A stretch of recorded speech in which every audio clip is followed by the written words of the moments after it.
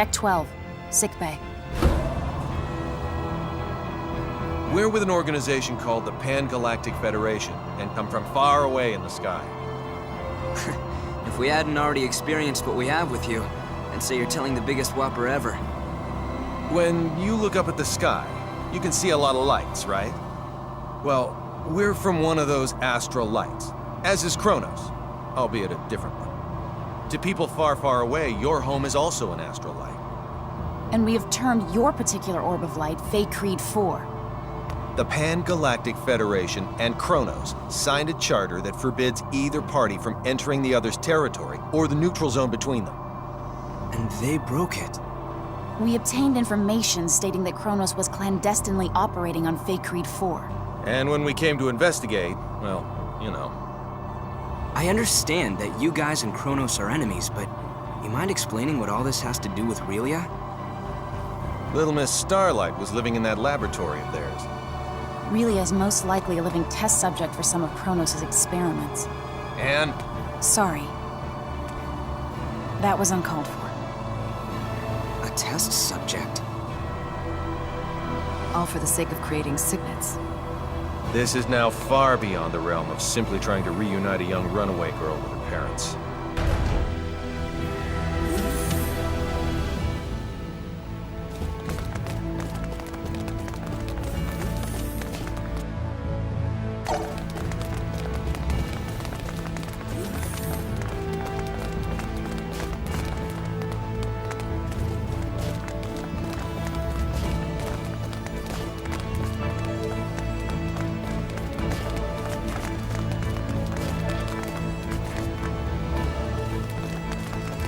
Whoops.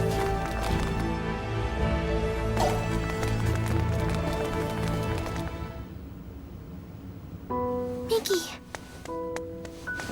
I didn't mean for you to get hurt. This is all my fault. Sorry. You don't say sorry in this situation, Xillia. You say thank you. Oh, thank you, Mickey. You're very welcome. You're okay. You're here, Fiddly. Emmerson and Anne are the ones who saved you. If they hadn't been around, we wouldn't have been able to do anything for you. That's what I heard from the people here. Thank you so very much. Don't thank us. It's our fault in the first place. I have something I need to say. We want Xillia to stay in our custody. What? Where'd you get that crazy idea? She's being chased by an organization called Kronos. As for who they are and how they relate to us, ask Fidel. He knows already. How does any of that matter in the least? You've seen firsthand how persistent those reprobates can be. Xillia is so significant to them that they're willing to go through all of this for her. And now that they've failed multiple times, they'll start taking even more drastic measures. But still... Kronos possesses nearly the same level of technology that we do. As long as they think the ends justify the means, you won't be able to stop them from taking her. We, however, can. Furthermore, your country will no longer be attacked if we have her.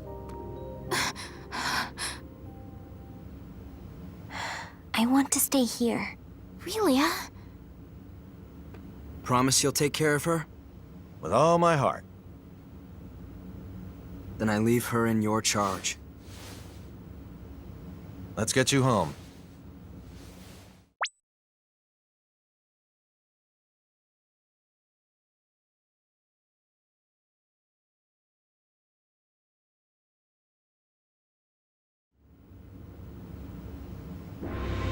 We're very grateful to have met the both of you.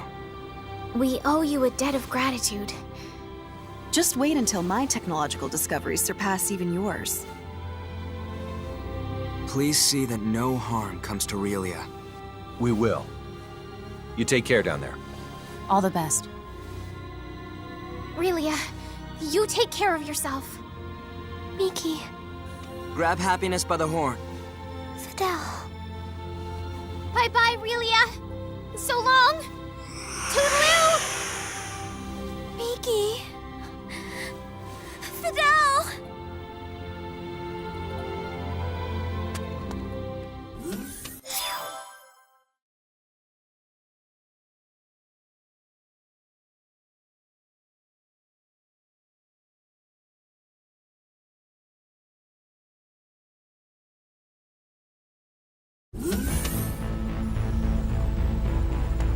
Xillia, I'm very sorry, but you're not allowed to be here.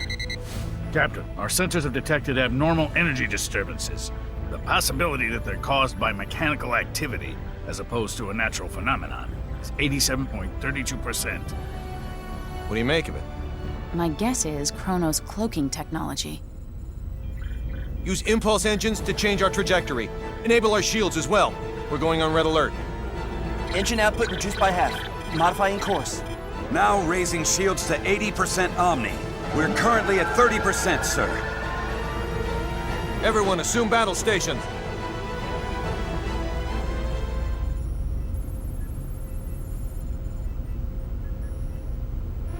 Tactical display on screen. Enemy starboard. Engines to full power. Raise shields to 100%. Starboard side hit. Shields operating at 97%. Loading of enemy torpedoes confirmed. Anne, any info on the torpedoes? Nothing at the moment. Change course to 90 Mark 45. We're going to their port side.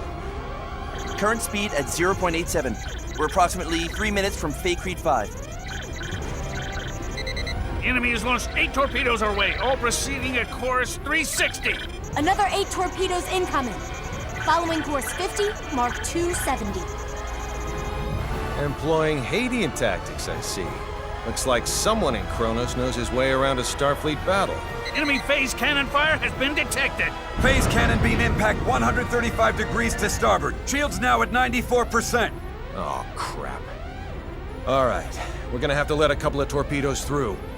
I guess all we can do is pray theirs don't pack too much of a punch. Load 4 photon torpedoes. Set the first to slow, put it on a course for the flagship's 8 torpedoes. Set the second one for slow as well and aim it at the second round of torpedoes. Prepped and ready. Great. Fire rounds 1 and 2. Firing rounds 1 and 2. 5 seconds until contact. 3, 2, 1, 0. 10 enemy torpedoes still remain. There shouldn't be anywhere near that many. Huh. Who knew their AI was that good? 5 seconds until contact. 3, 2, Everyone, 1. brace for impact! Damage report. We sustained damage from 2 torpedoes. Shields reduced to 57%. Warp drive is operational. All that damage from 2 measly torpedoes? Yakagi evaded all torpedoes. The Nimitz took 1 hit that reduced its shields to 34%. Its warp drive has sustained heavy damage. Now only its impulse engines remain operable. Even if they're top of the line, our ships are still mainly research vessels. They don't stand a snowball's chance in hell against 3 battlecruisers. Transmission from their flagship. Before we open communications, shut down our warp drive. Captain, you can't be serious. Do it now. Aye, aye, sir. Initiating emergency warp drive shutdown. Shields at 5%. Okay, now bring them up on screen. This is Captain Aaron of the Kronos Interstellar Army ship Darivolos. Emmerson T. Kenny, captain of the Federation vessel Charles D. Gaulle. Kenny, you say? Well, well, what an honor it is to meet a gentleman as influential as you. A shame I can't see your face with all that egg of defeat smeared on it. Thanks for the concern. I believe you know what we came here for. She's yours. Captain!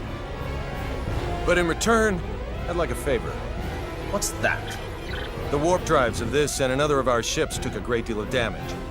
Enough to render interstellar navigation impossible. I ask you to please let us leave this sector on the one ship with a fully functional warp drive. Run a scan. The warp drives for their first and third ships are indeed down. I'll permit the other ship's crews to go. I regret to inform you, however, that yours will have to stay behind. That's fine with me, but how should we handle the exchange?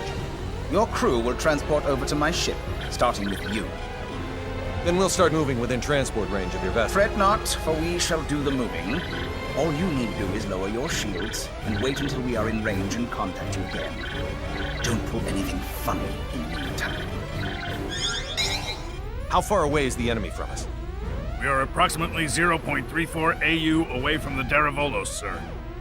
That's 10 minutes at quarter speed, or 5 at half. The crew of the Nimitz is to board the Akagi at once, using any means necessary. Yes, sir. Once everyone's boarded, the Akagi is to warp out as soon as possible and head for remote Station 5. What of the Charles D. Gould's crew? We'll use escape pods and land on Crete 5. Send someone later to pick us up. The Deravolos and the rest of its fleet have begun moving toward our vessel at quarter speed, Captain. 10 minutes, 47 seconds until they're within range. Open a comm link to the whole ship. Will do, sir. You're on. Attention, all crew members. You will now begin boarding the nearest escape pod and prepare to abandon ship. Do not eject, however, until I give the command. That is all. Captain, you wouldn't be... Took you long enough. You should have realized his intention when he cut power to the warp drive. This is our only option. Will you help? Everyone but Anne and Delacroix board an escape pod. Computer, bring up the self-destruct sequence settings. Access to the self-destruct sequence requires the authorization of at least 3 Federation officers. In addition... Nix the briefing. Emmerson T. Kenny of the Pan-Galactic Federation. Rank, Captain. Authorized. Tiffin Delacroix of the Pan-Galactic Federation. Rank, Lieutenant Commander. Authorized. So let me get this straight. In addition to violating the Underdeveloped Planet Preservation Pact, we're going to add another federal offense to our rap sheets? It's our only choice. Anne Patriciani of the Pan-Galactic Federation. Rank, Lieutenant. Identities confirmed. Access to self-destruct sequence settings granted. I want a 12-minute silent countdown for a warp drive overload sequence. The sequence code is Alpha, Tango, Quebec, Zulu, 4915. Direct the blast this way. Settings applied. Command required to initiate, with another code needed to disarm. Start.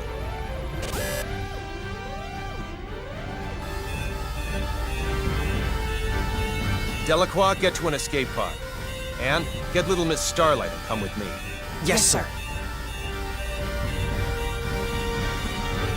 They're all yours now.